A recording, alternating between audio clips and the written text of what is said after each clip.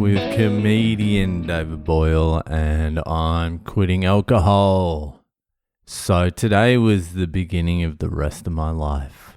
Woke up at 6:30 a.m. this morning, got out of bed, fucking freezing cold, went out to my gym and just started fucking exercising. It was cold, but you know what you do? You just push through. You wear 2 jumpers, you wear a beanie, you wear thick socks, and you just get through it. The problem was holding the almost freezing barbell. Like legitimately, it was fucking freezing. But you know, it toughens up your fucking arthritic hands. It was good getting out there. It was good doing some exercise. I almost felt like a little bit of serotonin was released. It's been a while since I've felt any joy, but it's possible there was a hint. Oh, fucking hell. I was looking at my rig today in the mirror as well. I'm like, this is not like a 1 month turnaround.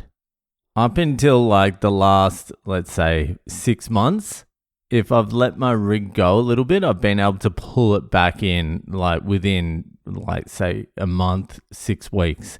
This is like I'm starting again. This is like pre-fucking pandemic, bitch tits and fucking muffin top hips, and I'm staring into the abyss. So basically, the last 6.5 years are null and void. I'm back where I started.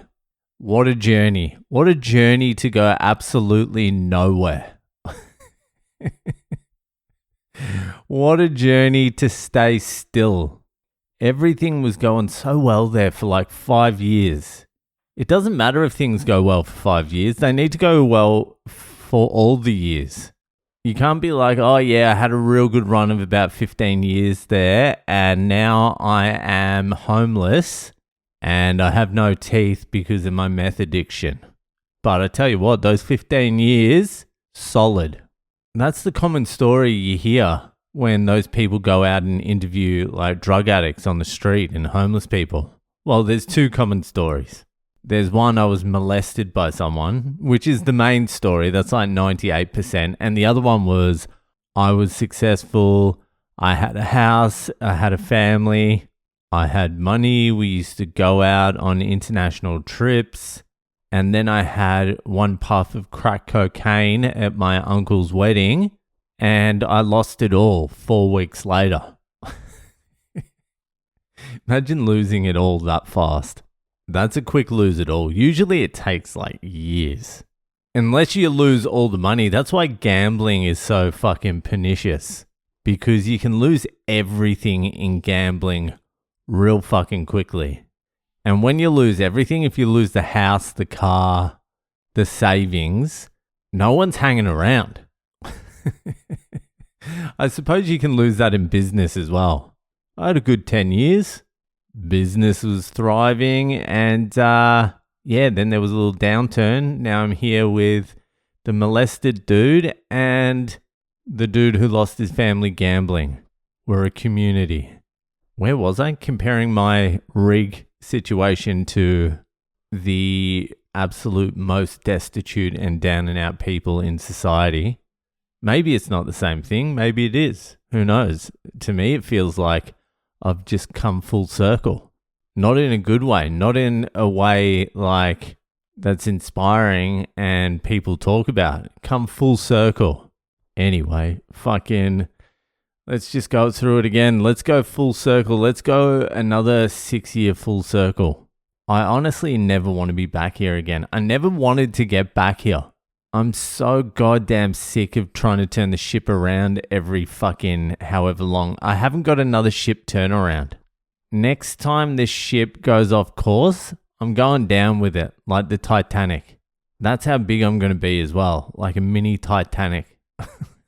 I'm just going for it next time. I'm going to start eating sugar. I'm going to start fucking darts. I'll probably start drinking again. Fuck it. I'll just do it all. I'm going down. Let's sink together. Anyway, fucking It's Tuesday, and you know what that means. It means it's Monday night here, but it's going to be Tuesday release. So that means it's Ask Boyle time. So if you have a question you would like answered by one of the greatest minds of the generation, comedian, philosopher, waterproofer, fat cunt, Le Boyle, then head to my website, boylecomedy.com. You know the drill. There's a section there for Ask Boyle. Put in your details. Ask your question. While you're there, do a couple of lines. Send me in a fucked up Friday. And if you want to see some shit on the Patreon, join the Patreon. Anyway, let's get to this week's Ask Boyle. So this week's Ask Boyle was sent in by my fucking man Gangles out there and fuck knows where. New Zealand, it must be, because he says, "Chur, brother," at the end. Anyway, here it is. Hey Boyle, should I mortgage my house to buy Bitcoin? Oh, I love that. In my country, you can do this and claim back tax on the interest. So the effective rate would currently be about 3%. I already hold a decent amount of BTC and am not planning on ever selling. The sentiment online seems to be it's too risky and I should be happy dollar cost averaging. But I think those people are just pussies with no balls. What are your thoughts? Chur, brother. Gangles. Well, Gangles Khan, you have come to the right place. Look, it has been a while since I have talked about Bitcoin, so I'm glad you asked me a question. Someone sent in a comment on Spotify. Fucking made me laugh. I think it was when I did the whoop, the sleeping numbers. Someone was like, "This is absolute elite. You've got nothing to fucking talk about." And some guy was like, "Bitcoin must be down because you got nothing to talk about." And I fucking pissed myself. I read all the Spotify comments, by the way, so keep leaving them. I love them. Eventually, I'll start replying to them. At the moment, I just read them, laugh, and move on. But I probably should reply to them. Anyway, Bitcoin is sitting at about 90,000 at the moment. It's come down from its, I think it was September highs or August highs of 126,000. So about a 30% drop. It's hard to tell what it's going to do over the next year to 2 years, 3 years. I don't know. All I know is in the long run, it is going to be the most valuable asset on the face of the earth. That's the only thing I think about. I think about like 10, 15, 20 years from now. The price volatility doesn't bother me at all. It makes no difference. I really don't care anymore. It can go down to fucking 4,000. I'd buy fucking as much as I possibly could. But if you're a person that is sensitive to to volatility and losing money, or if there's a situation where you would need the money as an emergency or something, it's probably not the best idea. But financially, and this is not financial advice, of course it's not, borrowing money at 3% to buy the best asset on earth sounds like a pretty good deal to me. It just depends how it's structured. So if you're taking a mortgage out on your house, also, you need to be able to pay the mortgage. So make sure you can pay the mortgage, obviously.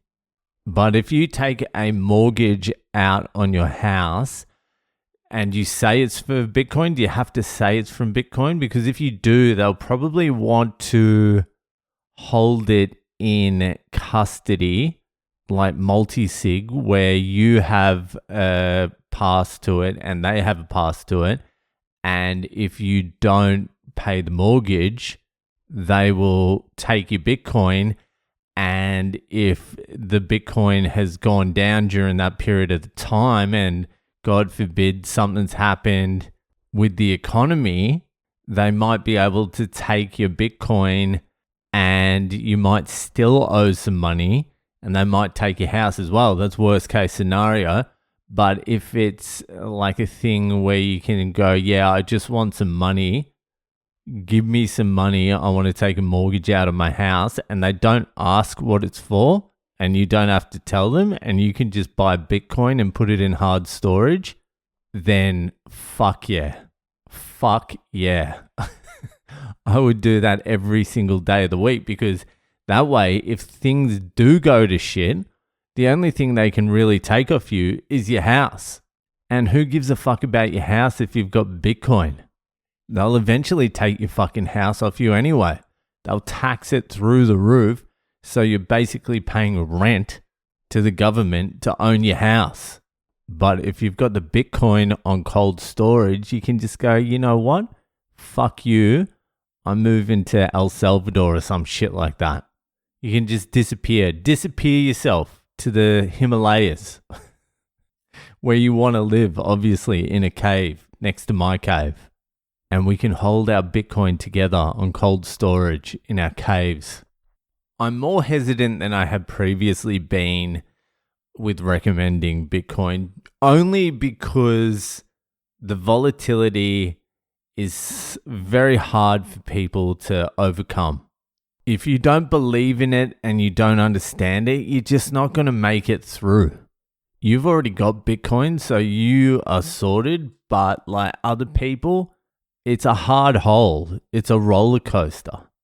But if I was in your position, I would be looking seriously into that. But what I would do, I would probably play it this way. I would see how much money I could get on the mortgage and then just sit on it for a little bit. Maybe use a little bit of it to dollar cost average in for the next year, but sit on that cash, because I think there's like a significant crash coming in like the next year, 18 months, 2 years or something.